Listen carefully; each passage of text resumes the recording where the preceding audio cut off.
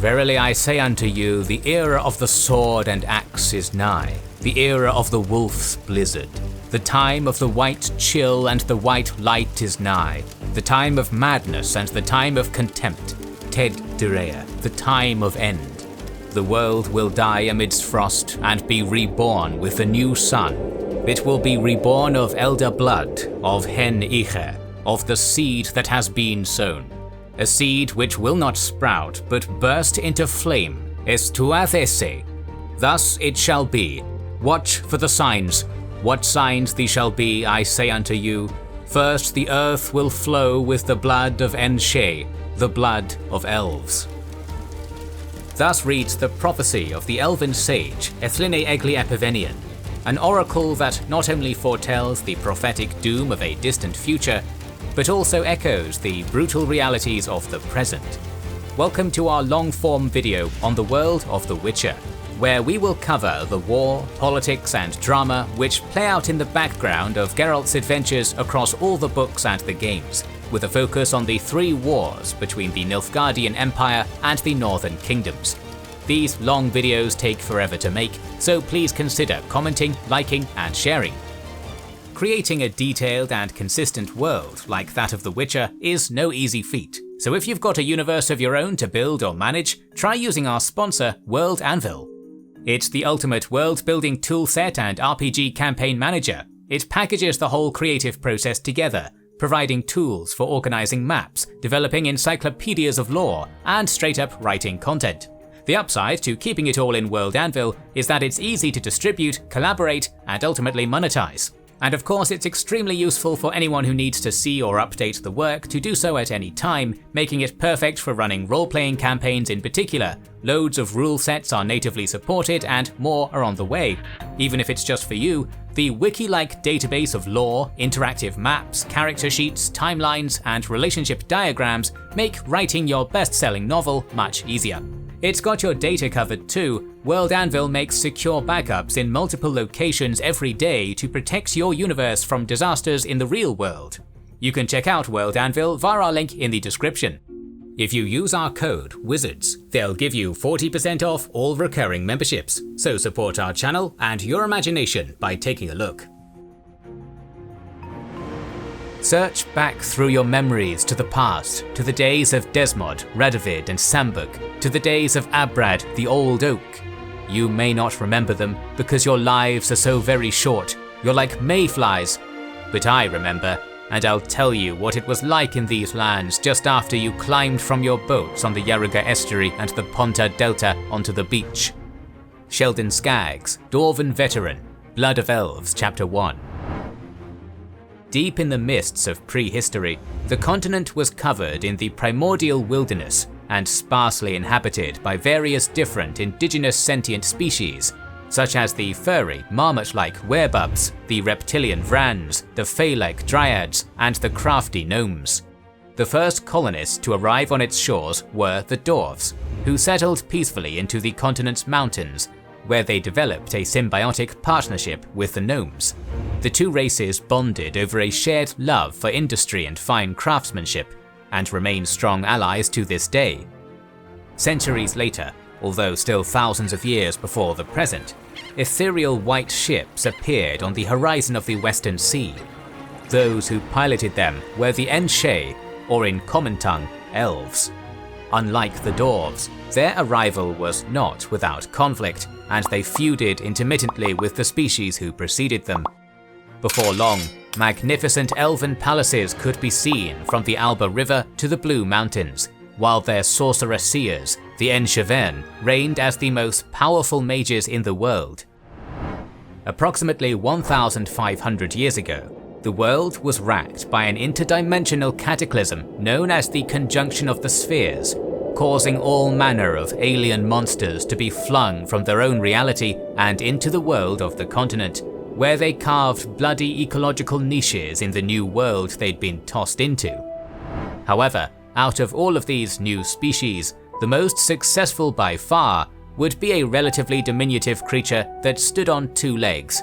Indeed, it was through the Conjunction of the Spheres that the human race arrived upon the continent for the first time. The settlement probably began in the far south, where the human tribes that arrived along the Alba River eventually came across the Black Shay, a subculture of the Enshay. The two species eventually mixed and became one, resulting in a predominantly human people with a culture, language and bloodline which linked them to their elven predecessors. Around 1,000 years after the conjunction, and 500 years from the present, a new group of humans arrived at the mouth of the Yarraga and the Pontar Delta in an event known as the Landing of the Exiles. Where these exiles came from is a mystery, but they expanded faster and more violently across the continent than any of the humans who had come before them. Immediately, the Nordlings, as they came to be known, began conquering all the other sentient species between the Dragon Mountains and the Marindel River. The Vrans and Werebubs were hunted to near extinction, while the Dryads were forced to shelter amidst the impassable primordial forests of Brokilon. The Dwarves and Gnomes likewise retreated into their underground sanctuaries deep in the Makaham Mountains, weathering the human onslaught like one weathers a plague. The Elves, meanwhile, chose to withdraw instead of fight. Abandoning their palaces, they retreated further and further east, hoping that the human hunger for new land would eventually just stop. Of course, it didn't, and when the Elves finally resolved to push back against the Nordling tide, it was too late. The Enshay were skilled warriors, but they were critically outmatched in one crucial area, their loins. Unable to reproduce nearly as efficiently as humans do, they were overwhelmed by the sheer force of numbers, and after being pushed to the very furthest edge of the continent, were forced to surrender. Avalach said nothing for a moment. "Share?" he finally drawled. "With you? Knowledge, my dear, is a privilege, and privileges are only shared with one's equals. And why would I, an elf, a sage, a member of the elite, share anything with a descendant of a creature that appeared in the universe barely 5 million years ago, having evolved from an ape, a rat, a jackal, or some other such mammal? A creature that took around 1 million years to discover that one can execute some sort of operation with a gnawed bone using its 2 hairy hands? After which it shoved the bone up its rectum and shrieked for joy?" Tower of Swallows, Chapter 7. As peace reigned for a time between man and elf, relations improved, and the fair folk taught much to the young human race. The conjunction of the spheres had left vast fonts of raw chaos in the world, and Enshay mages showed humans how to channel it. Thus, the first human magicians were created. It would not take long for the Wizards of the North to band together under a single organization, the Brotherhood of Sorcerers. Before long, this brotherhood had grown so influential as to be able to pull the strings of even the most powerful kings. For indeed, as the Nordlings had conquered their way through the continent, many states had formed in their wake. As a common Dwarven witticism goes, when the exiles had first arrived at the mouth of the Yarraga, 3 kingdoms sprang out of every 4 boats. But eventually, smaller states were absorbed into larger ones, resulting in the north being dominated by 4 main kingdoms: Temeria, Redania, Kedwen, and Aden.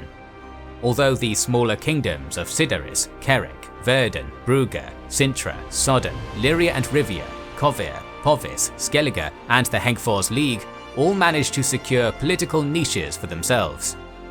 As humanity built their settlements across the continent, they found their expansion contested by various post-conjunction chaos creatures, such as wraiths, werewolves, griffins, and strigae.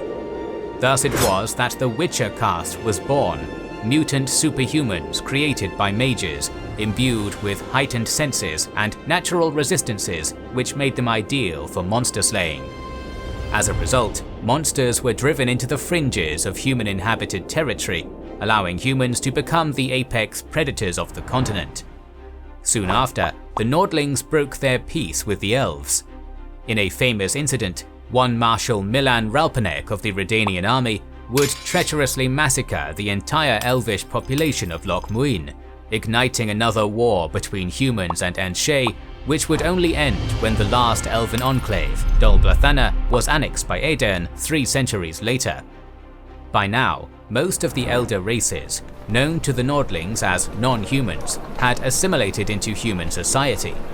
The dwarves found the most success in this, flourishing as merchants and bankers in Nordling cities. Nevertheless, they, like all non-human species who lived among men, were subject to regular persecutions and racially motivated violence. It is here that we should divert our attention away from the north, for as the Nordling kings were building their royal keeps atop the ruins of elven cities, in the south the Black Sun was on the rise. "You've travelled a long way," repeated Emir va Amrais, daeth when Adan ir Khan ep Movud, the white flame dancing on the barrows of his enemies, removing his helmet. "I'm not sure," Geralt calmly replied, "if you haven't travelled further, Dunny." The Lady of the Lake, Chapter 9.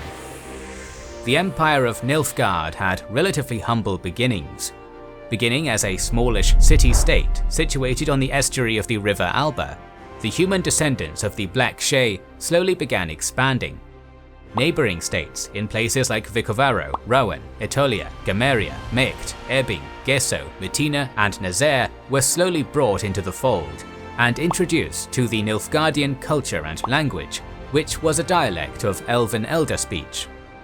Around 40 years before the present, the empire was racked by civil turmoil when the reigning emperor, Fargus va Amrais, was deposed and murdered by a man that history remembers only as the Usurper. To eliminate all other claimants to the throne, the usurper captured Fergus's son, the 13-year-old Emrys, and had his court sorcerer cast a spell on the boy, which twisted his young body into the form of a grotesque humanoid hedgehog. After this, the bestial Emrys was tossed into the wild and left to die. But die he would not, and in fact, it would be this young, unfortunate hedgehog that would change the fate of the world. Escaping beyond the Nilfgaardian border, the cursed emir fled to the Erlenwald forest, where he adopted a new alias, Dunny. There, destiny would embrace him when he stumbled upon the wounded Rognar, king of Cintra, and saved his life. To claim his life debt, Dunny invoked the ancient law of surprise, binding himself to the king's unborn daughter. 15 years passed, and after a series of misadventures involving Cintra's warrior queen Calanthe, resulting in his life being saved by a certain white-haired witcher, Dunny was wed to Pavetta, their bond proving powerful enough to lift his bestial curse, transforming him from urchin back into a man. For a time, Dunny and Pavetta lived peacefully in Cintra, where they had a daughter, Cirilla. However, soon Dunny was approached by the ambitious northern sorcerer Vilgefortz of Roggeveen, who offered to help restore the prince to his rightful place on the throne of Nilfgaard. Dunny agreed and resolved to return to his homeland, bringing his wife and daughter with him. Pavetta, however, had other plans. She managed to sneak her daughter Cirilla off the boat meant to take them south before it left port. When Dunny found out about this, he became enraged and in a scuffle, accidentally threw his wife overboard, causing her to drown at sea. With his family ripped from him, Dunny's heart darkened, and with the help of Vilgefortz, he cruelly hunted down all his political enemies. Eventually, he was able to reclaim the throne of Nilfgaard. Thus, Emir va Amrais was reborn, and after using the gravestones of his enemies to pave his ballroom, he became known by an additional grim moniker, Daithwen Adan ir Khan ep Movud, the white flame, dancing on the barrows of his enemies. Now, with the endless legions of Nilfgaard at his command, Emir turned his gaze onto Cintra, where his daughter Cirilla was still being held. Before we stood on that hill, the chapter simply told us, that is what you have to do. Whose war was it? What were we defending there? The land, the borders, the people and their cottages, the interests of kings, the wizard's influence and income, order against chaos? I don't know, but we defended it because that's what had to be done. And if the need arises, I'll stand on the hill again. Triss Merigold, 14th mage to die on Sodden Hill. Blood of Elves, Chapter 3. In the year 1263 of the Nordling calendar, a massive Nilfgaardian army mustered in Nazaire. It is unknown how large this army was, but given the manpower available to Emir, 50,000 men, not including horses and supply wagons, would be considered a conservative estimate. The emperor put his top field marshal, Menno Cohorn, in charge of this expeditionary force. Without delay, Cohorn marched his soldiers towards the Marnadal Stairs, the narrow valley corridor which led through the Amel Mountains, the natural border between Nilfgaard and Cintra. No army that large moves without notice, and before long, word had reached the Cintran capital of the Black Banners cresting over the valley to their south. Queen Calanthe, ever the warrior, did not hesitate to meet iron for iron, and quickly assembled the Cintran royal army and marched to meet Cohorn at the Marnadal Pass. Knowing herself to be outnumbered, Calanthe required allies. Luckily, in the years since her late daughter's betrothal to Duni turned Emir, the Lioness of Cintra had wed herself to one Ais Tershach, the fierce Jarl of Skellige. In honour of this marriage alliance, 50 Skelligan longships departed from their native isles to reinforce the Cintrans on the mainland. In July, the Nilfgaardians under Cohorn met with the Cintran army, commanded by Queen Calanthe and Jarl Tershach, at the foot of the Marnadal Pass, and a battle was quickly joined. The armies threw themselves upon one another like rabid dogs, clashing steel to steel. The fighting continued for nearly an entire day, and although the Cintrans fought bravely, they found themselves direly outnumbered and slowly but surely losing ground. To make matters worse, reinforcements were not arriving. A massive storm off the Cintran coast had prevented the warriors of Skellige from making landfall, stranding Queen Calanthe and her men in the pass with no hope of salvation. With the tide already turning against them, Jarl Tershach was impaled through the eye by an arrow, killing him instantly. After this, Cintran morale broke, and the battle turned into a slaughter. The legions of the Black Sun had annihilated their foes, and the path to the kingdom itself lay wide open. In the chaos, Queen Calanthe, despite being heavily wounded, had managed to rally the few surviving remnants of her levies and retreat back to her capital, where she intended to make a last stand. Cohorn pursued her doggedly, and within a few weeks, black banners could be seen before the city's walls. With no army large enough left to defend them, the capital's outer walls fell quickly, and the black-clad soldiers burst in, subjecting the city to a brutal sack, where men, women and children were cut down indiscriminately. The last remaining Cintran knights retreated to the castle in the upper citadel, but the Nilfgaardians quickly breached that too, forcing the defenders to retreat into the inner keep, which had been protected with a magic barrier.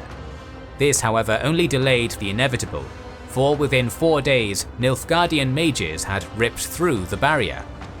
Knowing it was over, the nobles of Cintra chose death over slavery. As for Queen Calanthe herself, she leapt headfirst out of the castle tower, as brave and dramatic in death as she had been in life. In the meantime, a Nilfgaardian knight by the name of Cahir Mor Difrinip Kalach waded through the blood-soaked streets of Cintra on a special mission bestowed upon him by Emir to find Cirilla and return her to her father. As luck would have it, Cahir managed to find the young lion cub, but for reasons yet unknown, he went rogue and helped her escape out of the Nilfgaardian army's clutches. Cintra now belonged to Emir, but Cirilla, the very reason behind the whole invasion, remained woefully out of the Emperor's grasp. Despite this, the Emperor ordered his armies to push on. Not content with Cintra alone, the white flame dancing on the barrows of his enemies would not be satisfied until the entire north belonged to him. For his success in battle, Field Marshal Menno Cohorn was awarded the governorship of the new imperial province of Cintra. But governing it would have to wait, for there was still more conquering to do. With Cintra in ashes, the Black Banners moved west to Upper Sodden. There, Cohorn was met with fierce resistance, not just from the Soddeners, but the Sea Dogs of Skellige, led by the young Krachan Kreit, who had sworn eternal bloodshed upon the Nilfgaardians after the death of their beloved Jarl, Ais Tershach. Nevertheless, the Black Ones crushed the army at Sodden as well, and incorporated Upper Sodden south of the Yaruga into the imperial fold. chaos ensued across the Nordling realms as Nilfgaard's northern advance continued. Seeing a chance to pay back centuries of oppression and bloodshed, and no doubt spurred on by discreet Nilfgaardian propaganda, many elves took advantage of the invasion to abandon northern cities where they had been second-class citizens and disappear into the forests, where they formed guerrilla units that preyed on the vulnerable, merchants, travelers and undefended villagers. Before long, the elves were joined by dwarves, gnomes and even halflings, all of whom had suffered at human hands. These non-human guerrillas became known as the scoia'tael, meaning squirrels in Elder speech, a tongue-in-cheek reference to how they lived in the forest and ate nuts off the trees. By now, the utter disarray consuming the north had certainly drawn the attention of the region's most powerful kings, Henselt of Kaedwen, Dermowend of Aedirn, Foltest of Temeria and Vizimir of Redania. These four men were not friends, and were more often than not feuding with one another over one border dispute or another. However, the brutal massacre of the Cintrans and the death of Queen Calenthe, a warrior they had all admired, proved to be a unifying force that bound the four monarchs together in a common cause. Thus it was that the rulers of the north joined as one, assembling a massive host and marching south to meet Nilfgaard's legions. Both the Nilfgaardians under Cohorn and the Northern Coalition, united under King Vizimir of Redania, beelined it to the Yaruga. Ultimately, it would be the Nordlings who forded the Great River first, managing to force the Black Ones to meet them at a place later known as Sodden Hill. There, the two massive hosts formed lines against one another, setting the stage for one of the greatest battles in the continent's history. For all its importance, we know surprisingly little about the Battle of Sodden Hill. Cirilla, during one of her Elder Blood visions, described the battlefield itself as an endless sea of grass stretching out to the horizon. Other small details provided by Sheldon Skaggs, a veteran of the battle, allow us to assume that both sides drew up fairly standard battle lines, with large supply wagon trains at their back. The Northern Army was also a diverse one, waving a colourful panoply of banners from many kingdoms, borne not only by humans but by dwarves as well. For indeed, while many shortfolk had joined the scoia'tael, many others despised the authoritarianism Nilfgaard represented and were willing to fight alongside their erstwhile Nordling oppressors in the common cause of freedom. The battle itself was long, brutal and bloody, a swamp of steel, arrows and gore. However, the deciding factor of this contest would not be the rank and file dying amongst the blood-soaked grass, but with the wielders of chaos in the hillock above. For indeed, the Brotherhood of Sorcerers, that clandestine lodge of wizards and wizardesses who ubiquitously controlled the northern realms in secret, had taken their place on a tall grassy hillock overlooking the battlefield, where they poured every ounce of power they had into fending off the Nilfgaardian advance. 22 magicians would step forth onto the hill at Sodden, and only 9 would ever come down again. Originally, it was thought that 14 northern mages had given their lives in the battle, but Triss Merigold, the 14th on the hill, would later turn up alive. After days of fighting, and over 30,000 dead on both sides, the Nilfgaardian army was finally routed. It was a glorious victory for the Nordlings, but one that came with a heavy heap of foreboding. The mages of the north were heroes, but who had led them onto Sodden Hill other than Vilgefortz, the very same scheming sorcerer who was in league with Emperor Emhyr? Only time would tell what he was planning. In the meantime, scoia'tael commandos, fueled by their hatred for humanity, continued to ravage the northern countryside, and perhaps worst of all, despite being forced to retreat, Nilfgaard had consolidated its hold on Upper Sodden and Cintra. Moreover, Princess Cirilla, the key to securing the throne of Cintra, had been missing ever since wiggling out of the grip of Cahir. It is ugly, indeed, but the lion cub, if she has survived, must now die, for reasons of state. Gentlemen. The rain hammered against the windows, the gale howled among the towers of Haggard Castle, the kings grew silent.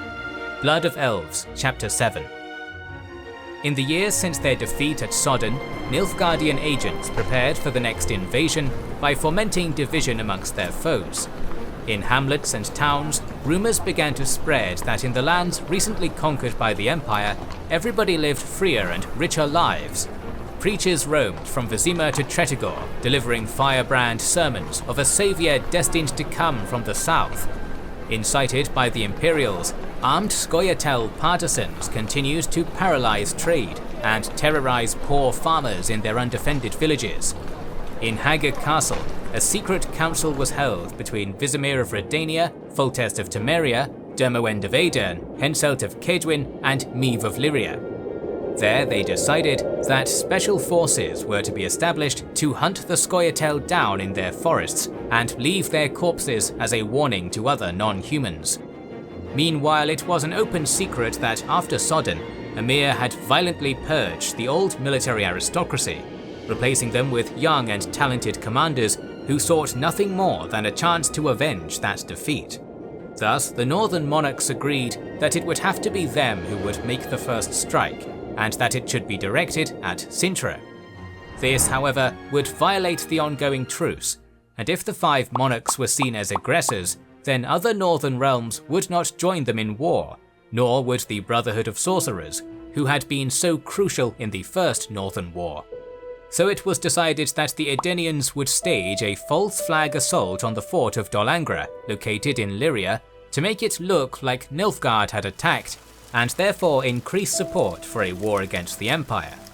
That left the other issue, the heiress of Cintra. Cirilla was still missing, and the monarchs knew full well that if Emhyr could find and marry her, then he could legitimize his claim to Cintra. To prevent that, Cirilla had to be found and eliminated. Unbeknownst to the northern monarchs, word of their meeting reached Emhyr himself. The emperor easily predicted the plan to use Dol Angra to bait him into conflict, so he sent Menno Cohorn to garrison the region and stand by. Then, as part of his plan to destroy the Brotherhood of Sorcerers, Emhyr instructed his agents to spread the information about the Haga Council to the northern mages. Nature doesn't know the concept of philosophy, Geralt of Rivia. The pathetic, ridiculous attempts which people undertake to try and understand nature are typically termed philosophy. The results of such attempts are also considered philosophy. It's as though a cabbage tried to investigate the causes and effects of its existence, called the result of these reflections an eternal and mysterious conflict between head and root, and considered rain an unfathomable causative power. We, sorcerers, don't waste time puzzling out what nature is. We know what it is, for we are nature ourselves. Do you understand? I'm trying to, but please speak more slowly. Don't forget, you're talking to a cabbage. Vilgefortz of Rugavine and Geralt of Rivia, Time of Contempt, Chapter 3. The northern mages, who considered the monarchs their puppets, were incensed that they had begun to scheme independently. To discuss their seemingly waning influence, the Brotherhood called for a grand conclave to be held at the palace on Thanedd Island, home of Aretuza, the foremost school for young sorceresses.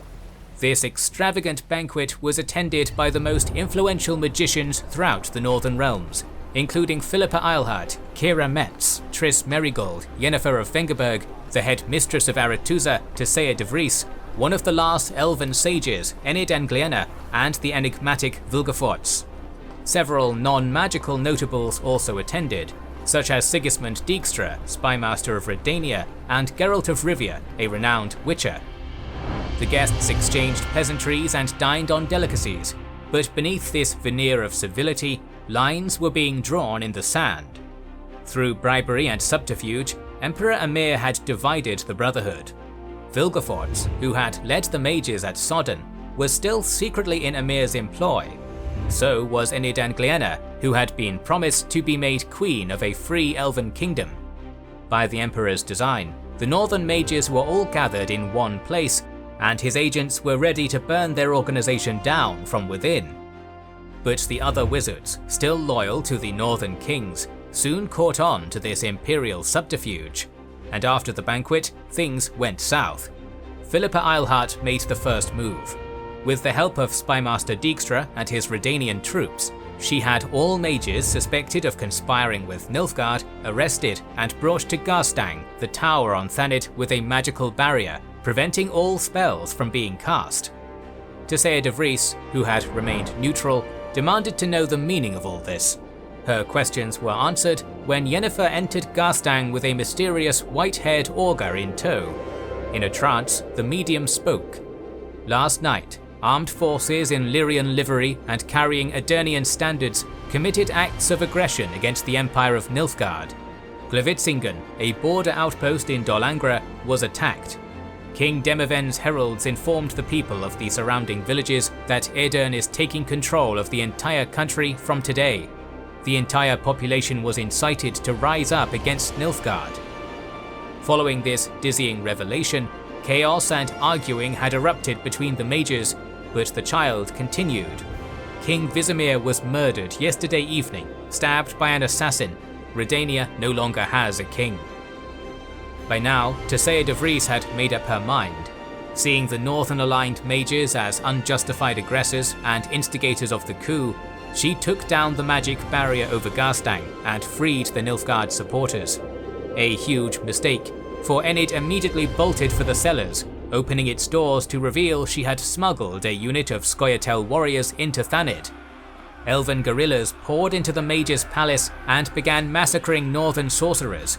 Vilgefortz too sprang into action, cutting down his foes. The northern mages fought back, and soon chaos reigned over Thanedd. The fight itself had been a stalemate. Nevertheless, the Brotherhood of Sorcerers had been ripped apart. The Second Northern War had begun. "War to the castles, peace to the villages," Cohorn said to his commanders yesterday. "You know that principle," he added at once. "You learned it in officer training. That principle applied until today. From tomorrow, you're to forget it. From tomorrow, a different principle applies, which will be the battle cry of the war we are waging. War on everything alive, war on everything that can burn." Field Marshal Menno Cohorn, The Time of Contempt, Chapter 5. The Emperor struck while the iron was hot.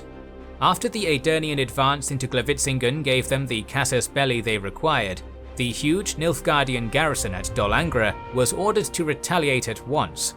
In the summer of 1267, 13,000 men, led by Field Marshal Menno Cohorn, advanced into Lyria. The border fortresses of Spalla and Scala fell almost immediately. The banners of the Black Sun then advanced upon the small kingdom of Rivia, where the lion-hearted Queen Meve held up in the capital city, prepared to withstand months of siege. However, the merchants and guilds of Rivia had been promised by imperial envoys that if they surrendered, their city would not be sacked. Thus, Rivia was handed bloodlessly into Nilfgaardian hands. Betrayed, Queen Meve took any men who would follow her and retreated north to join forces with King Dermawend and the Aedirnian army. They made their stand at the city of Aldisburg, having mustered 10,000 levies and 3,000 heavy cavalry between them.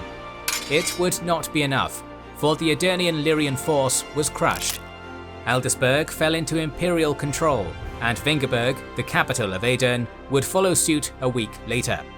King Dermawend escaped to Redania, while Meve would disappear into the woods with whatever loyal men she had left. Thousands of refugees fled for the Redanian border, but they were either hunted down and enslaved by the Black Ones, or cut down by the scoia'tael, who were now working directly with the Imperials in the name of non-human freedom. Lyria, Rivia and Aedirn had fallen, but help was nowhere to be seen. The northern realms, who had been so united at Sodden Hill just 4 years earlier, were now divided and in disarray. Redania was engulfed in internal turmoil after the death of King Vizimir, whose demise had come at the hands of an assassin controlled by Vilgefortz. Since then, Spymaster Dijkstra had more or less become the kingdom's de facto leader, but was occupied dealing with the scoia'tael commandos and Nilfgaardian spies wreaking havoc in his realm, rendering him unable to come to Lyria and Aedirn's aid. Temeria would be of no help either. Just as Imperial forces were about to take Vengerberg, a Nilfgaardian envoy arrived in Vizima, offering Foltest a truce. Fearing that his own kingdom would share Aedirn's fate, The king agreed and took Temeria out of the war. In the meantime, King Ervil of Verden had committed to Nilfgaardian vassalage. As for Kaedwen, King Hanselt had come to an agreement with Emperor Emhyr to partition the now moribund Aedirn between them. Thus, instead of bringing war to the enemy, the Kaedweni Dunbanner marched upon their Nordling kinsmen, occupying Aedirn north of the river Dyfna, while Nilfgaard occupied the south. Finally, what remained of the Brotherhood of Sorcerers would predictably be of no help. Many of them had died on Thanedd, while those who lived had fallen out of favour of the kings they once influenced. It was now very evident that there would be no second Sodden Hill. While all this was happening, Emperor Emhyr had honoured his promise to Enid Angliana, establishing an independent elven state in Dol Blathanna. After 100 years of human occupation, the elves had finally reclaimed their ancestral Valley of Flowers. But there was a price to pay. As per her agreement with Nilfgaard, the elven youth serving in the scoia'tael commandos had to stay behind enemy lines and continue to cause chaos in the northern realms. Thus, while Queen Enid ruled over a valley of infertile elders, the future of her race bled and died at the end of Nordling's spears. Promptly breaking his truce with Foltest, Emhyr ordered Cohorn's column to march into the Temerian protectorates of Brugger and Lower Sodden. Then, after taking the forts of Mienna and Resdan on the inner river, the Nilfgaardian army struck north at the city of Maribor. There, they crushed an army led by the Temerian king outside the city walls, but the city itself held out. By playing the coward and signing a truce with Emhyr, Foltest had bought himself a whopping 2 weeks of peace, 16 days to be exact. Nevertheless, his hide was temporarily saved by the turning of the seasons. Winter was approaching and the Nilfgaardian supply lines were overstretched. Thus, Cohorn was forced to pull his forces back to Sodden and wait until spring for the next offensive. During the brief reprieve in fighting, Spymaster Dijkstra had somewhat stabilized Redania and took a sojourn to the kingdom of Kovir to look for allies. Kovir's king, the tall and handsome Esterad Thiessen, was nominally at peace with Nilfgaard. Nevertheless, he was sympathetic to the Redanian plight. So after meeting with Dijkstra, he devised a plan to help his fellow Nordlings without breaking his neutrality pact. King Thiessen mysteriously offered a mass royal pardon for all the criminals in his dungeons, while the Redanian treasury simultaneously received a mysterious donation of gold from a Novigradian merchant, gold that was used to hire an army of hardened mercenary brigands. The Free Company, as it would be called, would bolster Redania's numbers in the battles to come. Surprisingly, the Nordlings would also find reinforcements provided to them by Bruva Hugh, the Dwarven elder of Mahakam. These stout bearded warriors condemned the actions of their brethren in the scoia'tael and were eager to beat back the wrath of Nilfgaardian tyranny. Commanded by the likes of Barclay Els, Sheldon Skaggs and Sultan Chive, the Mahakaman volunteers would see battle soon enough. Meanwhile, back in the Nilfgaardian heartland, the war was becoming deeply unpopular, both among the merchants and aristocrats. Secret factions had begun forming against the emperor, with the noblemen Ardel ap Dahi and Joachim de Wet among the most prominent conspirators. Naturally, Emhyr learned of this and in response placed his 2 political enemies in commanding roles on the front lines of battle, far away from the imperial capital. This may have protected him from conspiracy, but it made the loyalty and competency of his generals highly questionable. When the spring of 1268 came, the total war would begin again in earnest, and this time the Nilfgaardians would bring the full brunt of their imperial might to bear. The spring offensive was divided into 3 prongs. The centre group, led by Menno Cohorn, would fight their way to the Pontar, taking Vizima and Novigrad. The eastern unit, led by the conspirator Ardel ap Dahi, would strike Kaedwen from occupied Aedirn, predictably breaking the truce with King Henselt, just as they had with Foltest. Finally, the western prong, led by the other conspirator Joachim de Wet, was to hug the western coast and take Sideris. All told, each prong numbered around 100,000 soldiers, amounting to over 300,000 invaders in total. Despite all this, none of Nilfgaard's battle plans would come to pass, and it is here that the war slowly began to turn in the North's favour. In the east, Adil ep Dahi's advance was stalled by insurgent campaigns that sprung up across Nilfgaardian-occupied territory. In Lyria, Queen Meve, who had never surrendered or been captured, was leading a guerrilla campaign against the occupiers. Making a strike at Angren, her partisans clashed with an imperial army on the Yaruga River over Red Labinden Bridge. There, Meve scored a great victory, inadvertently aided by a certain Geralt of Rivia and his companions, who just happened to be in the neighbourhood. For his heroics, Geralt was knighted and granted an honoured position in the Queen's retinue. Yet the White Wolf deserted her soon after, for he was on a secret mission of his own. In any case, the war continued. Where the eastern prong was merely stalled, the western prong was a total disaster. Instead of invading Sidoris like he was supposed to, Joachim de Wet insisted on keeping his army in Verden and putting down the sparse rebel groups in the region. To that end, his soldiers committed mass atrocities against Verden's civilians. Originally there had been some 500 rebels in all of Verden. By the time Joachim was done, the whole country had risen up against him. Ervil, the king who had willingly submitted to Nilfgaardian rule, was assassinated and replaced by his son Kistrin, who became the face of the resistance. He was soon joined by the Jarl of Skellige, Kraken Crate, and King Ithane of Sidaris. Together, the Verdanians, Siderians and Skellige Sea Dogs slowly began pushing the Nilfgaardian Western Army back to the Yaruga. De Wet's floundering proved to be a massive blow to the Empire, as the aura of invincibility that loomed over the Black Ones was shattered, inspiring the kings of the north to go on the offensive and retake the lands that had been lost. From Vizima, the armies of Temeria and Redania joined forces and pushed upon Menno Cohorn's centre army group. Marching south, they broke the imperial siege of Maribor, and at the fortress of Miena, the Nordlings gained a decisive triumph, due heavily in part to the Kaviri-funded Free Company. Slowly but surely, the Nordlings pushed Menno Cohorn further and further south, but their advance was forced to retreat to Vizima after Cohorn launched a massive counter-assault to retake Miena. Nevertheless, momentum was still on the north side. Henselt of Cadwyn had rallied his armies and moved to join the Temerian and Redanian campaign, and he was joined by the remnants of the Aedirnian armed forces. It was time for one final climactic showdown, and that showdown would come on the plains of Brenna. Ho ho ho! Don't wait, don't be hasty, things will very soon get tasty. This shambles will fall apart, shaken to its very heart. Ho ho ho! Dwarven War Cries at the Battle of Brenna, Lady of the Lake, Chapter 8.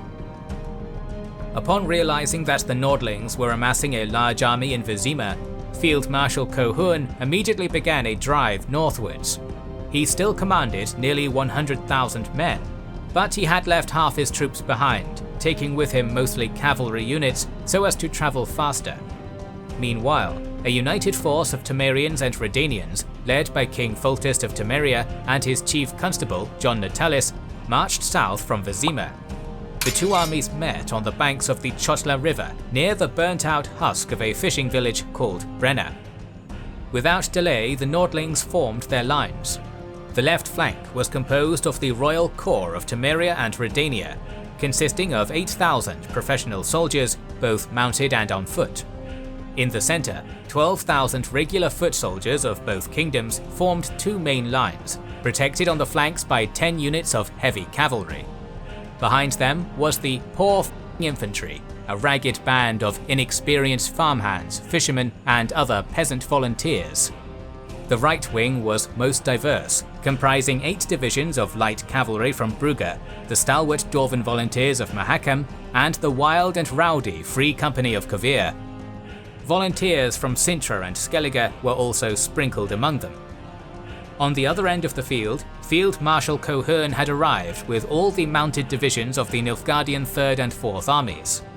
He organised them into an arc, with the 3rd army, consisting of the Ard Thean, Daithwen and Alba divisions, took up the left, while the 4th army, consisting of the divisions of Nausicaa, Veenendael, Magna and Frundsberg, the brigades of Vicovaro and Derlin took up the right. Meanwhile, the Vrihed Brigade, composed entirely of the elite elven warriors of the scoia'tael, stood behind the centre in reserve. All in all, the Black Sun flew over a host of 46,000 men, while the Temerian Lilies and Redanian Eagle over barely 25,000. The north was direly outnumbered. Hours passed and the two sides only stared each other down. Despite having the advantage, Cohorn did not order an advance, for he was waiting on a report from his scouts. He had no eyes on the hill that crested to the north of the battlefield, and needed to make sure he would not be flanked before committing to battle. Sure enough, his lead scout, Lamar Flout, soon returned, informing Cohorn that there was nothing beyond the hills. Thus the battle was joined. Cohorn ordered the Alba division forward, and the cream of the Nilfgaardian mounted corps thundered down the centre of the battlefield, smashing into the Nordling centre to devastating effect. The Alba knights cut a bloody swath through the Temerian and Redanian infantry, but were unable to break through entirely and became stuck in a mass of mud, blood and bodies. The northern infantry fought back, pulling riders off their mounts or impaling them with pikes. By now, the Temerian heavy cavalry had leapt into the fray, circling around the flanks and devastating the Alba from behind. While all this transpired, the Veenendael and Magna divisions had stampeded into the Nordling left, but the Royal Corps, made up of the finest halberdiers and Landsknecht in the north, held firm. On the left and the centre, the field was tilted in the Nordlings' favour, but on the right they were losing ground. There, the Deithwen and Ardfein divisions had clashed with the light cavalry of Brugge, and the Bruggians were quickly being overwhelmed. However, the disreputable brigands of the Free Company quickly rode into the fray and temporarily pushed the enemy back. This, however, had left their left flank exposed, allowing both the Free Company and the Dwarves of Mahakam to become surrounded. Realizing the right wing was about to be entirely isolated, Constable John Natalis gave them the signal to retreat. A tall order, given that they were now entirely encircled. Here, the valour of the Dwarves was shown. Forming up into a tight and impenetrable square formation, the stout warriors endured wave upon wave of assault upon their shields, but with the help of the Free Company, they broke through and rejoined the rest of the Nordling army. In response to this, Cohorn activated the Elves of Vrihed, ordering them to cleave a wedge through the northern front before the Dwarves could rejoin them. The Elves succeeded, smashing through the front lines and tried to spread panic by attacking the field hospitals behind the battle lines. However, King Foltest kept his nerve and sent in his second line of infantry, which engaged the Elves and brought them into a stalemate. Suddenly, over the very same hill that Cohorn's scout had reported there was nothing beyond, 10,000 Redanian, Edirnian and Kaedweni heavy cavalry came barreling onto the battlefield. What remained of Veenendael and Magna broke their engagement with the Nordling left and turned north to face down these reinforcements, but this exposed their flank, and the Royal Corps launched a suicidal attack on them from behind, allowing the relief force to annihilate them. Now compelled into a desperate Hail Mary, Field Marshal Cohorn sent his last and most elite units, the Derlan and Nausicaa, into the breach created by the Vrihed Elves in a final attempt to break the northern line. But before they could reach the opening, the poor f***ing infantry filled in the gap, and despite only being little more than a peasant mob, surprisingly were able to hold out against the cream of the Nilfgaardian army. The battle had turned into a rout. On the left, the Nordlings' relief cavalry had driven the Black Ones into retreat, while on the right, the Dwarves had made mincemeat of their foes. Seeing the situation as utterly hopeless, Cohorn disguised himself as a low-ranking soldier, jumped on a horse provided to him by an officer, and attempted to flee. To no avail, for he was stopped in his tracks by the Mahakaman volunteers and was struck down by none other than Zoltan Chive. The Battle of Brenna was over. 44,000 Black Ones lay dead, and the North had won a decisive victory. After their defeat at Brenna, the spine of the Nilfgaardian advance had been broken, and the armies of the North began rapidly pushing them back to the Aruga. Constable John Natalis quickly advanced south, annihilating the Imperial infantry that Cohorn had not taken to Brenna with him. He then stabbed west, liberating Brugge from Nilfgaardian control. Meanwhile, Joachim de Wet, still struggling against the Sodarians and Vergen guerrillas, soon realized Natalis was coming for him and retreated south to Cintra, where he garrisoned the fortresses of Nestrog, Rosrog and Bodrog and held up there like a turtle. In the east, King Dermawend had forgiven King Henselt for his erstwhile trespasses on Edirnian property, and thus Edirn and Cedwin joined forces and chased Adel ep Dahi's eastern army southwards. They were soon joined by Queen Meve and her guerrillas. Ep Dahi retreated until he reached Vengerberg, where he intended to make a final stand, but there he mysteriously fell ill and died. Now headless, the Nilfgaardian eastern group collapsed, and Edirn, Lyria and Rivia were promptly liberated. By now, the wartime borders had more or less reached the status quo antebellum. However, by now public opinion on both sides had turned decisively against the conflict. The north was tempted to try to retake Cintra, but was unwilling to risk the thousands of lives they would inevitably lose by assaulting Nastrog, Rosrog and Bodrog, the forts that guarded its border. Meanwhile, in Nilfgaard, the merchant corporations and nobility were at Emperor Amir's throat, tired of funding his endless wars. Thus, after nearly 2 years of total war, a truce was declared between the Empire and the Nordlings. "The end justifies the means," Emir said dully. "What I'm doing for posterity, to save the world. If the world is to be saved like that," the Witcher lifted his head, "it would be better for it to perish. Believe me, Dunny, it'd be better if it perished." Lady of the Lake, Chapter 9.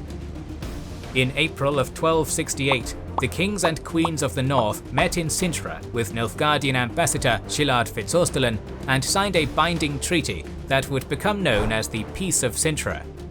It would be the Anshe who would suffer the most from this treaty, as to appease the northern monarchs, Nilfgaard sold out their elven allies, leaving the scoia'tael units in the north abandoned to be picked off one by one. Meanwhile, Dol Blethanna would be absorbed back into Edirn, albeit now as an autonomous elven polity. As for the northern realms, they had their sovereignty guaranteed, but their lands had been devastated, their farmlands and industry crippled. Domestically, the empire was in much better shape than their former enemies, enabling Nilfgaard to conquer with goods and gold what they could not with spears. Cintra, meanwhile, would become a part of the empire.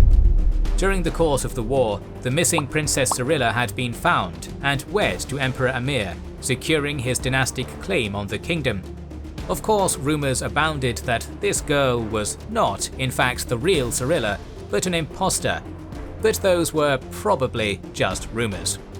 Finally, although this peace was ostensibly composed by kings and queens, the reality was not as it seemed. While the Brotherhood of Sorcerers was in ashes after Thanid, a new order, the Lodge of Sorceresses, composed exclusively of female wizards, had risen in its place. Intelligent and extremely ambitious Kiera Metz, Triss Merigold and Philippa Eilhart wormed their way back into the good graces of the Northern Kings, whom they would control from the shadows. Kings prefer to wage local wars to expand their influence, while elves have become terrorists fighting for a lost cause. The world needs a savior, a man of the moment, someone to kindle the flame in people's hearts. Jack de Aldersberg, Grand Master of the Order of the Flaming Rose. In the aftermath of the Peace of Cintra, the north was devastated. Entire towns and cities struggled to rebuild after their scouring at Nilfgaardian hands. Amidst a sea of dismay, the Nordlings turned to the opiate of the masses for salvation. Headquartered in the free city of Novigrad, the previously small Cult of the Eternal Fire began rapidly gaining followers amongst nobles, burghers and peasants alike. Xenophobic prelates of the Flame preached violence against non-humans, forcing elves and dwarves to once more flee into the forests, which revitalized the scoia'tael squads. In response, the Church of the Eternal Flame activated their militant branch, the Order of the Flaming Rose, a knightly chapter principally concerned with ruthlessly hunting down non-human insurgents. Operating out of Temeria, the Order began frequently clashing with scoia'tael commandos in that kingdom. Under provocation of Order knights, Vizima's non-humans had erupted into full-scale rebellion, aided by their scoia'tael brothers. Taking advantage of the chaos he had deliberately incited, the Order's Grand Master Jacques de Aldesberg launched a coup to seize control of the city. Up until this point, King Foltest had been away from his kingdom on matters of state. When he returned to Vizima, he found it in chaos, insurgent non-humans and rebellious Ordermen fighting on the streets. Understandably reticent to let de Aldesberg take over his realm, Foltest charged a certain Witcher, Geralt of Rivia, with taking him down. While the White Wolf slew the Grand Master, King Foltest's royal army put down both the Flaming Rose Knights and scoia'tael alike. For his role in restoring order to the kingdom, Foltest paid Geralt a hefty reward, but just as the White Wolf was walking out of the royal palace, a masked assassin charged into the throne room. Geralt rushed back, slaying the king's would-be killer. Then, upon examining the corpse, he came upon a foreboding development. The assassin's eyes were amber and cat-like. It was now clear that a sect of witches was conspiring to kill northern kings. King or beggar, what's the difference? One Dwan less. Eorveth, scoia'tael commando leader. After the end of the Second Nilfgaardian War, the kingdoms of the north had lost their common enemy and had turned on themselves once more. In 1270, the forces of King Dermawend foiled an attempt by King Henselt to recapture the territory of Upper Aedirn. Meanwhile, Temeria, still recovering from the Grand Master's coup, was thrown into civil war when the nobles launched a rebellion under Baroness Lavalette, the mother of King Foltest's two bastard children. In the spring of 1271, while King Dermawend was cruising down the Difna River on a pleasure barge, he was ambushed by another Witcher assassin who made quick work of the king's guards before beheading the monarch himself. Mere months later, King Foltest had captured Lavalette Castle and ascended into said castle's solar to see his bastard children, who were under the care of a blind monk. His guard lowered, Foltest was caught unawares, and his bodyguard, Geralt, was unable to stop the assassin from slitting the king's throat. With two of its states now kingless, the north descended into further chaos, and rebellious barons threatened to tear Temeria apart. In Aedirn, the small folk had rallied around a new symbol, a peasant named Saskia, who supposedly had 4 times slain a dragon. This charismatic girl, who became known as Saskia the Dragon Slayer and the Vergen of Aedirn, preached ideals of freedom and equality, accumulating a diverse and multiracial following in the Upper Aedirnian settlement of Vergen, a dwarven mining colony. There, Saskia intended to create a new nation, one in which elves, dwarves and men would live as equals. This noble ambition would not go uncontested, as the Cadwenian king Henselt had not given up his ambitions to annex Upper Aedirn. His attempt the previous year had been foiled, but seeing the territory now defended only by a peasant girl and her mob, he decided to give it another crack, so the Cadwenian royal army marched upon the city of Vergen. However, Saskia's bands were no pushovers. The dwarves of Vergen were all battle-hardened, many of them veterans of Brenna. Surprisingly, Prince Stennis, son of the late Dermawend, had also supported Saskia. The Virgin and her rebellious peasants were no doubt a threat to his rule, but for now they had a common enemy. Finally, a commando squad of scoia'tael warriors, led by the elf Eorveth, joined the defense in Vergen. Eorveth had in fact aided Foltest's assassin, but the rogue Witcher had since betrayed the elf leader, so Eorveth focused on helping Saskia create a realm where elves could live in peace. All in all, Saskia led an unlikely coalition of warriors held together only by the unifying influence of the Dragon Slayer. When King Henselt had arrived in Upper Aedirn, he set up camp just northwest of the dwarven town across the Pontar River. In his company was Vernon Roche, leader of Temeria's special forces, and his elite squad of patriots, the Blue Stripes. Vernon had no interest in aiding Cadweni expansion. He was there to track down the killers of his beloved Foltest, which he sought to do by staying close to Henselt. for where better to encounter Kingslayers than in the company of a king? Finally, last among the cast of characters congregating in Upper Aedirn was Geralt of Rivia. Expect him to continue intermittently appearing in our story. On the site of where Aedirn and Kaedwen had battled a year earlier, the leaders of both sides met to parley. King Henselt and his sorcerer Dethmold met with Prince Stennis, Saskia and Philippa Eilhart, who in the years since the Second War had quit Redania to become the Dragonslayer's advisor. As expected, talks broke down quickly into armed conflict, but as blood was shed over the erstwhile battlefield, a curse was activated. The souls of the soldiers who had fought there a year earlier were remanifested back onto the plains they had died on, fighting an endless spectral battle against one another. With the curse now dividing the lands between Vergen and the Kaedweni camp, neither army could reach the other. Internal turmoil began bubbling on both sides. In Vergen, Saskia was poisoned, and while she was saved from death by Philippa Eilhart, she was left in a vegetative state. Dismayed, the peasants of Aedirn accused Prince Stennis of treachery and had him lynched in a brutal display of mob justice. Eventually, Philippa was able to wake Saskia up using the ancient and prestigious magical school of lesbomancy. Nevertheless, the Dragonslayers' fragile alliance had been put under immense strain.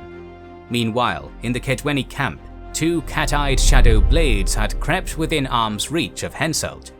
Rosh's intuition had been right. The Kingslayer witches were here. Luckily for Henselt, this particular assassination attempt was foiled, once again by the intervention of Geralt of Rivia. Speaking of Geralt, there was still a curse to be lifted, and who else to do it but a professional witcher? Through one means or another, the White Wolf was eventually able to put the battlefield spectres to rest. Finally, the belligerents in Upper Aedirn could turn their hostilities back upon their enemies. The Siege of Vergen was about to begin. My father was a knight with bright eyes. He treated life like a beautiful adventure. He loved humans and tried to understand them. Thanks to him, I believe every man is equal and liberty shouldn't be peddled. Sesynthesis, daughter of villain Tretenmirth. The morning after the spectral fog lifted from the field, the Kaedweni army mustered out of their camp and forded the Pontar, marching for Vergen.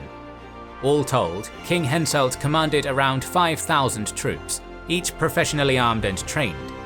In Vergen, the defenders scrambled to man the city's battlements. Between the dwarves, Aedirnian peasants and a handful of Aedirnian knights, the defenders numbered perhaps 1,300. Notably missing was Eorveth, who had left with his elves to find reinforcements but had not yet returned. All told, Saskia's rebels were outnumbered 5-1. At noon, Kaedweni forces were sighted beyond Vergen's west gate, and the battle was joined. Curiously, the defenders had not closed the main gate, but only put up a wooden barricade in its place, stationing a line of Dwarven infantry behind it.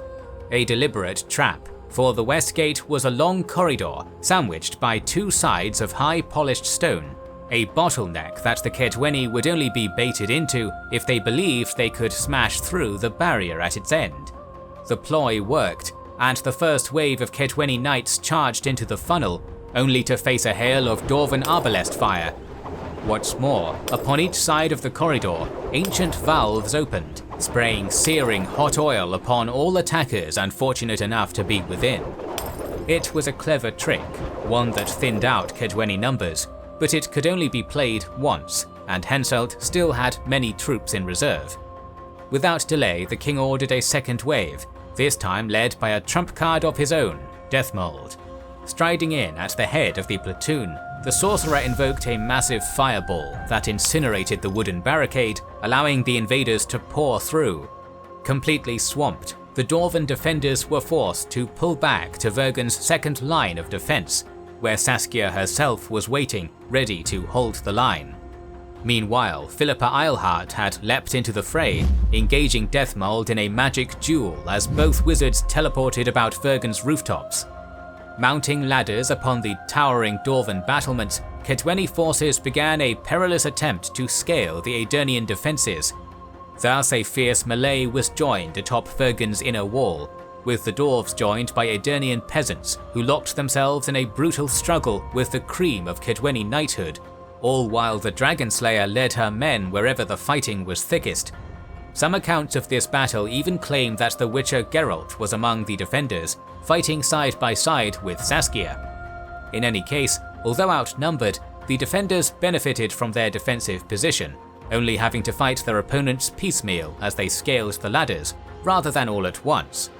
Against the odds, Vergen's line held, and eventually the second wave of attackers was forced to retreat. In the brief respite between waves, Saskia ordered a scouting party to investigate the tunnels beneath the city, which represented a potential security breach. The scouting party never returned, causing the Virgin of Aedirn to suspect foul play. Knowing how devastating a potential backdoor ambush could be, the Dragon Slayer decided to investigate the tunnels herself, assumably bringing Geralt with her. Her suspicions were right, for an Aedirnian turncoat had in fact informed Deathmold of the tunnels, and the sorcerer was using them to Trojan horse a platoon of men into Vergen proper. Naturally, a fight ensued, but it did not take long before Geralt and Saskia were overwhelmed by the sorcerer's magic. Faced with a matter of life and death, the Dragon Slayer had no choice but to reveal her secret. Massive wings spread across the cavern, and a plume of fire breath incinerated the Kaedweni infiltrators, although Deathmold teleported to safety. Saskia was no Dragon Slayer, she was Sesynthesis, daughter of villain Tretenmirth the Golden Scaled. The infiltration attempt foiled, Geralt and Saskia, now back in her human form, rushed back to the surface. News upon the walls was grim. Kaedwen was preparing for a third wave, and this time King Henselt was planning on leading the assault personally. Morale among the Vergenni was low, but the presence of their beloved Virgin bolstered their spirit, and they bunkered down for the final assault. Despite their valor, the sheer ferocity and numbers of the Kaedweni knights, invigorated by the presence of their king, threatened to spill out over Vergen's inner walls. But just as the defenders were about to be overwhelmed, reinforcements arrived. The north gate was opened, and elven warriors poured into the city. Iorveth had returned in the nick of time, at the head of every scoia'tael commando in Aedirn. From atop Vergen's high northern battlements, a terrible rain of barbed elven arrows fell upon the exposed Kaedweni knights, wreaking utter devastation across their ranks. Feeling the tide of battle turn decisively against him, Henselt signalled for retreat, but he would have no such luxury, for at this critical moment, Vergen's western gates closed behind him, leaving he and his men trapped and cornered. Faced with no other option, the King of Kaedwen raised the white flag of surrender. The Battle of Vergen was over. In the wake of the siege, Kaedwen emerged weakened. Henselt was humiliated in defeat, and much of his kingdom's prestige had been lost. As the losing party, he was forced to recognize the independence of Upper Aedirn, which henceforth would become a free state under Saskia's rule. While Saskia's triumph was a victory for elves, dwarves, human smallfolk, and other oppressed, it represented a bad omen for the stability of the north. Kaedwen had just needlessly exhausted critical resources in a pointless war. Temeria was still kingless and in turmoil, and Aedirn was not only kingless, but now a chunk of its territory was officially a breakaway state. The remaining rulers of the north looked upon their crumbling world order with despair. Something had to be done to right the ship. To that end, a great conclave was called, a council to decide the future of the north, which would be held at the ancient elven ruins of Loc Muine. Witches' schools in the south fell into ruin long ago, and witches themselves became internal exiles, banned from entering most cities. Besides Serit and Orkis, I know of 2 other witches of the School of the Viper who should be alive and on the path. I don't know where they are, haven't seen them for years. Now they can come out of hiding, they can come home. Letho of Gullet, the assassin of kings.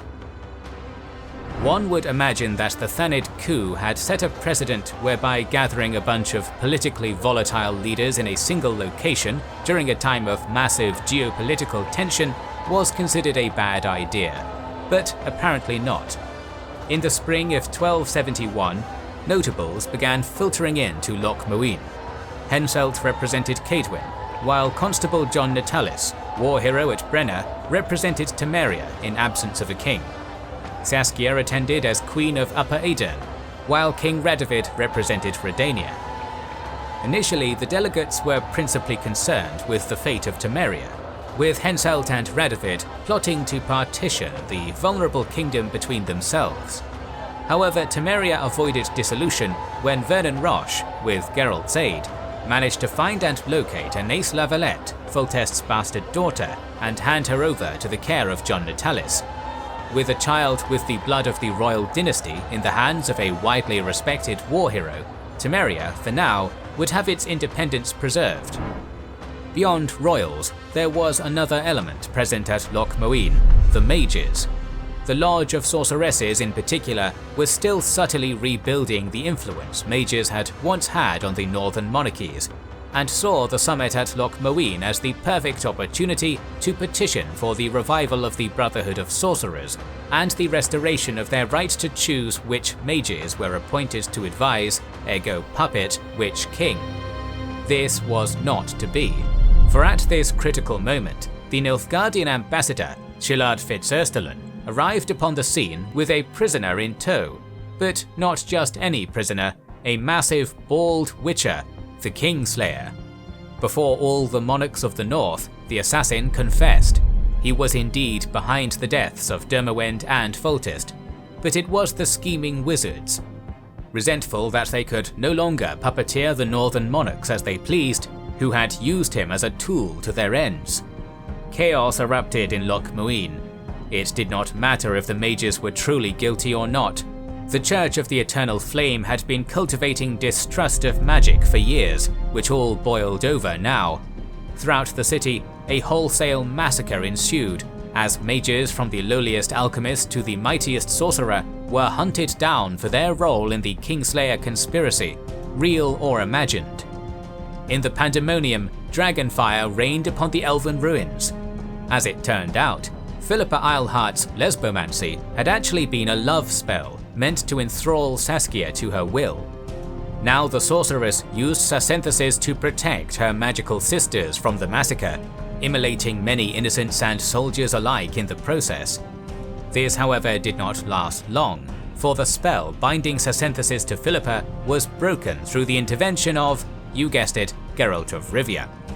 After freeing the dragon, Geralt navigated the blood-soaked streets of Loc Muine to meet another old friend. In the abandoned Temerian delegation, the Assassin of Kings, who was really Letho, Witcher of the School of the Viper, met with the White Wolf and laid out his cards. For him, the ultimate goal had been simple: kill as many rulers as we could, lay the blame on the sorceresses, breed chaos, prepare the north, soften it before the invasion. The true mastermind behind everything was a man Geralt had once known well, the White Flame himself, Emma Varem Rice. All this time, Letho and the other witches of the Viper School had been the tools of the Nilfgaardian Emperor, and they had served their purpose masterfully. The north was cannibalizing itself, its kingdoms falling apart, its remaining kings and queens all scheming against one another, while spearheading violent witch hunts against all mages in their realm. Letho had done well, and now the invasion could proceed as planned. So it was that in the spring of 1272, the banners of the Black Sun crested over the Yaruga for the third and final time. The Third Nilfgaardian War had begun. This land never flowed with milk and honey, but now it flows with blood. Ambassador Varakra. After the disastrous summit of Loc Muine, the northern kingdoms were cannibalizing themselves. Temeria was without a king, held together only by the Herculean efforts of its resident war hero John Natalis. Cadwyn was humiliated and impoverished after King Henselt's defeat at the Siege of Vergen.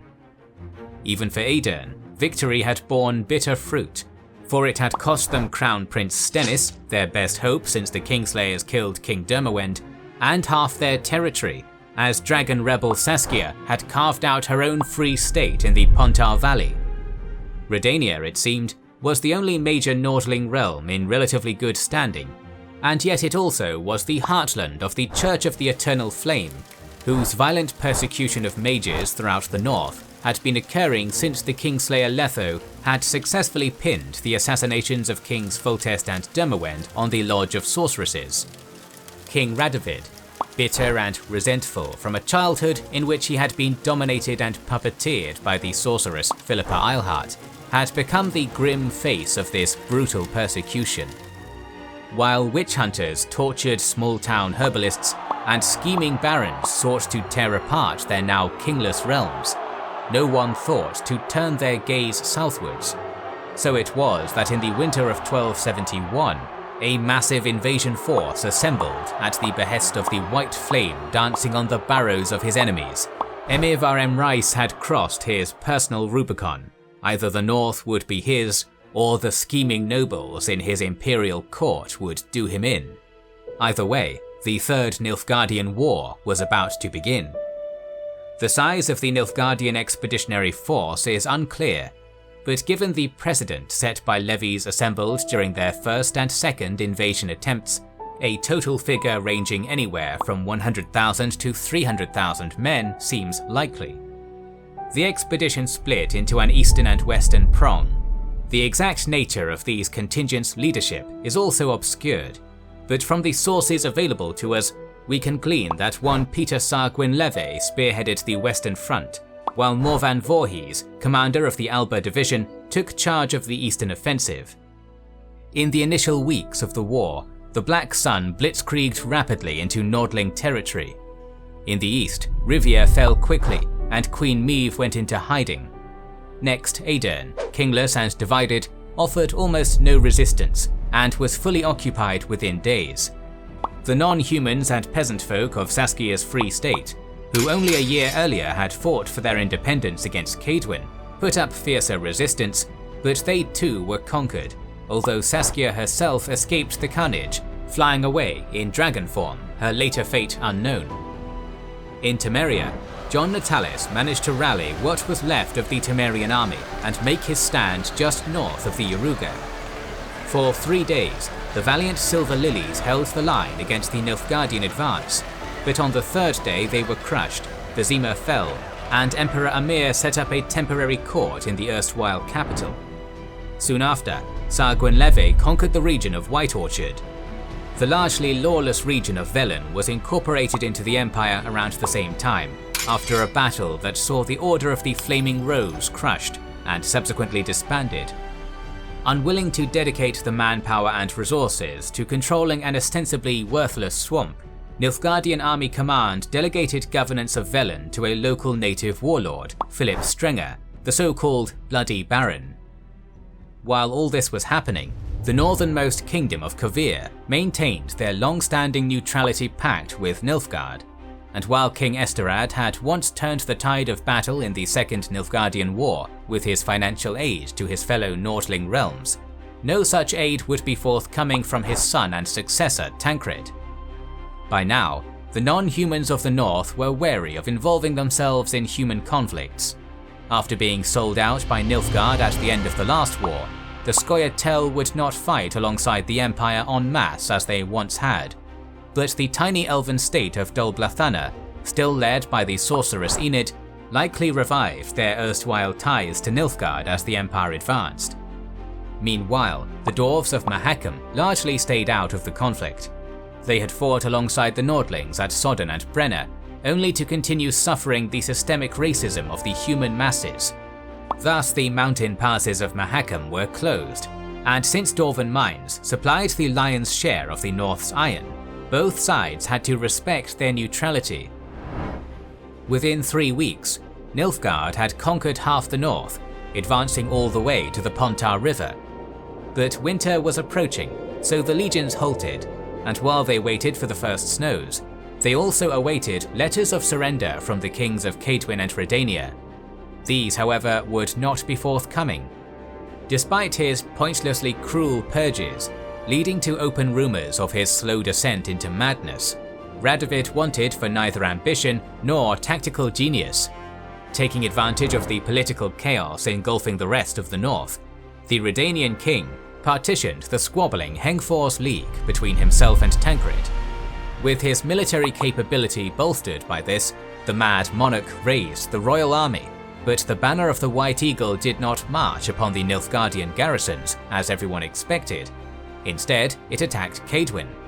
Taken completely by surprise, King Henselt was only able to muster piecemeal resistance and was killed in the fighting. Thereafter, all of Kaedwen's armies willingly absorbed themselves under the Redanian banner. Now, instead of facing a series of divided, weak enemies, the Empire faced a single, strong one. Pam-param, pam-pam-param.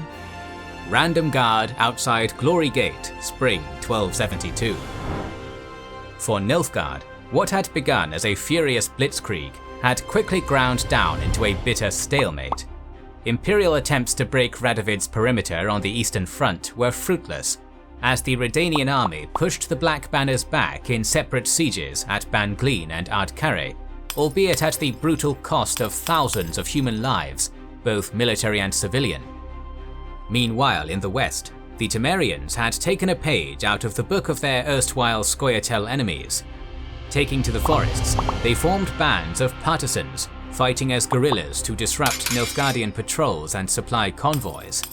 These rebels were discreetly funded by Radovid's agents, and while Redania did not have the numbers to push directly into Nilfgaardian-occupied Velen, their support of the Temerian resistance also paralysed the Nilfgaardian advance. It was clear by now that Radovid and Emir were at an impasse, locked in a stalemate in which neither side had the key to breaking. So it was that both monarchs turned their eyes upon that key, the free city of Novigrad. Situated right at the mouth of the Pontar, Novigrad was unique amongst Nordling settlements, in that it was an independent city-state, unbeholden to any northern kings. Having leveraged its crucial position at the mouth of the Pontar River to become the North's centre for trade and commerce, the city was host to a huge sum of mercenaries, gold and ships, which at present were committed to neither side of the war. As it turned out, Radovid had gotten a head start carrying influence over the city. Under the Redanian king's influence, Novigrad had come under the strict theocratic rule of Hierarch Hemelfart of the Church of the Eternal Flame, whose ruthless witch hunters occupied themselves with hunting and burning every mage hidden in the city.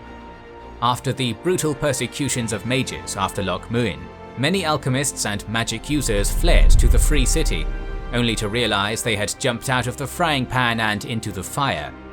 To avoid a brutal end, these magic refugees were forced to shelter within the city's criminal underworld, a cabal of brutal mafiosos, led unofficially by a certain former Redanian spymaster. Indeed, Sigismund Dijkstra had fallen far since falling out with King Radovid sometime after the Peace of Cintra.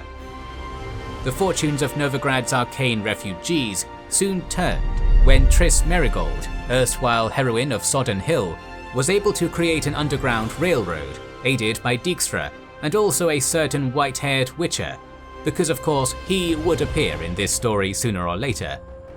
Henceforth, most mages were secretly ferried out of Novigrad to Kovir, where King Tancred offered them unconditional sanctuary. Be they killed or escaped, the north, save Kovir of course, was now largely without any wizards, a caste which had historically made up the lion's share of their best, brightest and most educated. While all this was happening, a clandestine plot was brewing in the hinterlands outside Oxenfurt. Vernon Roach, former commander of the Blue Stripes and leader of the Temerian partisans, in partnership with Tala, former head of Temerian intelligence services, had established contact with Dijkstra. Together they had pooled their resources to a single end: assassination. Not of Emir, as one might expect, but of Radovid. Ostensibly, the conspirators believed that the increasingly insane Radovid was unfit to lead the north. Therefore, under the just hand of a new monarch, Redania would be able to push back Nilfgaard and restore the old borders. In this, they were aided by the ubiquitous Geralt of Rivia, whose famous romantic escapades with the realm's sorceresses lended him a vested interest in making sure Radovid didn't kill all of them. Radovid, however, was no fool. The memory of the Witcher Kingslayers was fresh in his mind, and thus he had hauled himself up securely aboard his royal barge, docked securely in the ports of Oxenfurt. It would take a special type of bait to lure him out of his shell, and that bait came in the form of Philippa Eilhart. The former Redanian advisor had managed to escape Radovid's purges, but not before the king had her eyes cruelly gouged out. Thus, despite the lingering animosity between her and her former lover Dijkstra, the sorceress inserted herself in the plot to kill the monarch who had wronged her. Using Philippa as bait, the conspirators lured Radovid off his barge and onto the winding streets of Novigrad's Temple Isle, for the king wanted to personally oversee the death of the woman who had tormented him throughout his childhood. This wrath would be his demise. Cornered by Roach's partisans, Radovid was confronted by his former advisor, who settled her score before ending the monarch's life. The assassins were successful. Redania was now without a king, but hardly had celebrations begun before the conspirators came to loggerheads with one another. As it turns out, the Temerian partisans had been in league with Nilfgaard the entire time, and in return for the assassination of Radovid and the cessation of guerrilla activities, the Emperor would grant Temeria internal autonomy as an ally and vassal state under the new imperial regime. Dijkstra, however, categorically opposed the sacrificing of the other northern realms for the questionable autonomy of one. He fully intended to seize the Redanian throne and unite the northern resistance movements under him in an organized effort to push back the Nilfgaardian advance. To that end, Dijkstra sought to eliminate Roach and Tala to prevent their deal with Nilfgaard from going through. This, however, would be thwarted by none other than the White Wolf, and sometime later, the Spymaster's body would be found in the Butcher's Yard Theatre in Novigrad. With both Radovid and Dijkstra now dead, the north was bereft of capable leaders. Temeria had supplicated themselves to the invaders, and the partisans who had once paralyzed the imperial advance now supported their northwards march. The final act of the war was now to begin. Nilfgaard was free to march on Novigrad. Evil is evil.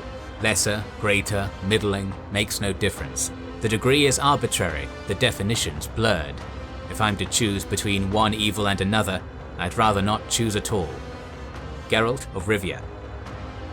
In autumn of 1272, the imperial advance upon the Free City began. From his command center in Vizima Palace, Emperor Amir delegated Morvan Voorhees to command the offensive. 50,000 Nilfgaardian soldiers, accompanied by siege specialists and their war machines, marched north from Velen. Novigrad, however, was not defenseless. Led by Hierarch Hemmelfart of the Eternal Flame, the city was defended by an unlikely alliance.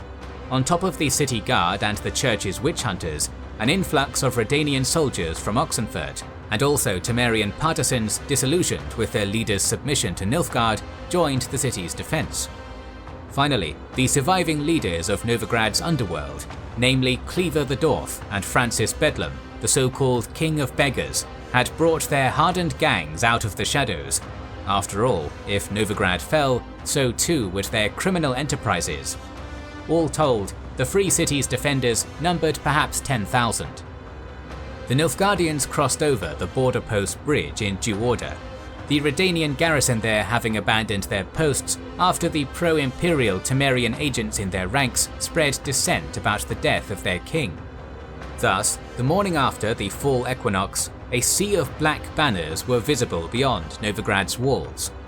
Hemmelfart had not been idle during the approach, having ordered all of the farms and villages outside the city's portside, Tretogor and southern gates to be levelled to deny the enemy food and cover. The families who lived in these communities, mostly impoverished non-humans, were condemned to starve. Undaunted, Voorhees methodically set up his blockade of the city. The Venendal and Magne divisions were stationed where the village of Arret had once been, and charged with covering the Oxenfurt and southern gates. A kilometre south of Portside, the 2nd Vicovaro and Ebbing brigades were ordered to cover the Portside and Glory gates. Finally, Voorhees himself set up a command tent in the Seven Cats Inn. from where he personally oversaw the Alba Division's efforts to contain the Tretogor and Hierarch gates. To complete the encirclement, the Nilfgaardian navy anchored itself outside of Novigrad's harbour mouth, preventing resupply by sea.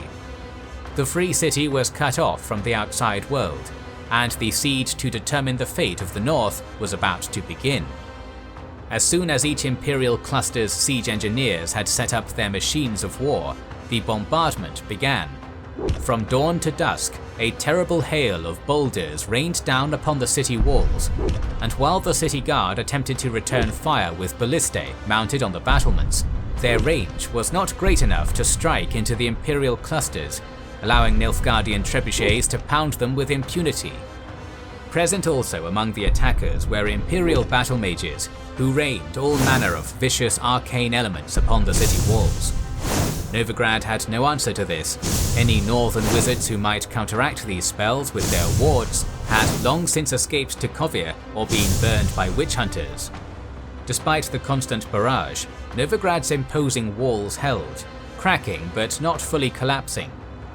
Nevertheless, after a week of bombardment, Voorhees concluded that his adversaries had been adequately softened up and ordered a full-scale assault. From their 3 clusters, the cream of the Nilfgaardian legions attempted to pour over the city's crumbling battlements with siege towers and ladders, but surprisingly, the defenders held the line. Even the witch hunters, seasoned in subduing magic users, were able to counteract the influence of Imperial battle mages in the assault. By the day's end, the Nilfgaardians had to retreat. The Imperial situation worsened when, under the cover of nightfall, a joint coalition of gangsters, led by Cleaver and the King of Beggars, secretly sallied out of the city using a sewer drainage pipe and launched a surprise attack on the Nilfgaardian camps, burning down many Imperial war machines before retreating back into the city. This brought the defenders a reprieve from bombardment, giving them enough time for the city's stonemason guild to repair much of the damage done to the walls. It was a temporary victory, one which Hierarch Hemmelfart knew only bought his city time, for supplies were running out and they were still encircled. In an attempt to break the blockade, the Hierarch ordered the merchant ships in Novigrad's harbour to be outfitted with improvised weaponry and attempt to break through the Imperial navy so as to enable Novigrad's resupply by sea. This would not go as planned, for Nilfgaard had assured its fleets were staffed by battle mages, whose terrible columns of fire kept the Nordling carracks in the bay. Incidentally, the Empire took great pains not to burn down the enemy ships, only contain them. After all, Novigrad would be worthless to them without the maritime commerce that earned its gold. In the meantime, General Voorhees had begun employing a new tactic. If overland bombardment would not collapse the Goliath that was Novigrad's walls, then he would undermine their very foundations. To that end, he employed his best siege engineers to create teams of sappers, which began digging secret tunnels deep beneath the earth in the direction of the city defences. Here, the true relentless efficiency of the Nilfgaardian war machine was shown, as they were under the walls in under a week, having dug their way under the Ponta River estuaries without a single cave-in. On a chilly morning, a month after the solstice, huge bombs detonated under the Tretogor and Hierarch gates, and huge kilometre-long segments of Novigrad's walls collapsed entirely. The jugular was exposed, and thus Voorhees ordered his wayward army clusters to gather upon his centre. The full force of the Nilfgaardian army poured into the city, nearly unopposed, for the defenders had been caught entirely by surprise and could not form proper battle lines before being overwhelmed. What followed was a massacre, with the surviving defenders retreating across St. Gregory's Bridge to mount a final desperate defence on Temple Island. Knowing that Hemmelfart could easily collapse the bridge and hole up on Temple Isle for months yet, Voorhees offered the Hierarch relatively lenient terms of surrender to avoid an indefinite standoff. These terms were summarily rejected, for Hemmelfart, imbued with religious zeal, was determined to fight to the end. This zealotry, however, was not shared by Novigrad's wealthy merchant class, who saw no reason to continue this hopeless struggle when supplication to Nilfgaard seemed far easier and more profitable. So it was that the merchants had their pontiff assassinated and his head delivered to Voorhis, who marched triumphantly into Temple Isle the next morning. Novigrad was in Nilfgaardian hands, and with it, the Third Nilfgaardian War was all but over. Delanoy Florens, linguist and historian, born 1432 in Vicovaro, in the years 1460 to 1475, secretary and librarian to the imperial court. Indefatigable scholar of legends and folk tales, he wrote many treatises on the ancient language and literature of the empire's northern regions. His most important works are Myths and Legends of the Peoples of the North, Fairy Tales and Stories, The Surprise or the Myth of the Elder Blood, a saga about a witcher, and The Witcher and the Witcher Girl, or The Endless Search. Effenberg and Talbot, Encyclopaedia Maxima Mundi, Volume 4. After the fall of Novigrad, the rest of the north fell within weeks. What was left of Cadwin's leadership defected from their Redanian overlords and submitted to the Empire, while Tretogor, starved of its historically crucial Novigrad supply line, surrendered soon after. It had been 10 years since a man once known as Dunny ascended the imperial throne, but now the graves of the great northern monarchs joined the barrows upon which the white flame danced. For a time, Emir continued to rule over the continent he had taken 3 wars and thousands of lives to unify, but soon his reign would end. It is unclear if his death came from natural causes or assassination by his long-standing political opponents, but either way, his successor remained the same. Cyrilla of Cintra, the wayward daughter, for whom Dunny had launched the initial conquest of Cintra so many years ago, had returned. Ciri had been on an adventure of her own this entire time, hopping between worlds while battling spectral riders, all while ever bound by destiny to her fateful White Wolf. Now, having fulfilled her role in Ithlinne's prophecy, she begrudgingly accepted the imperial title, and thus the Child of Destiny became an empress.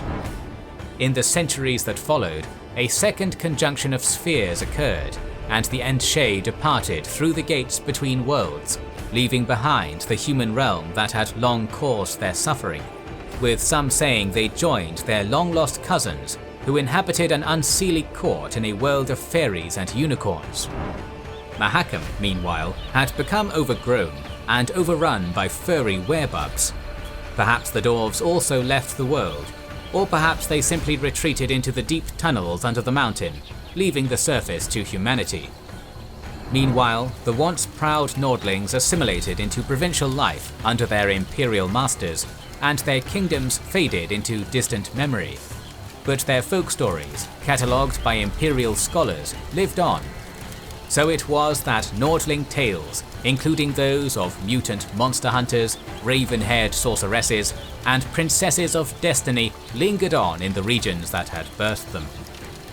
Thus ends our story of the Nilfgaardian Wars, but we're planning to cover the battles throughout many fantasy universes and sci-fi sagas, so make sure you have subscribed and pressed the bell button.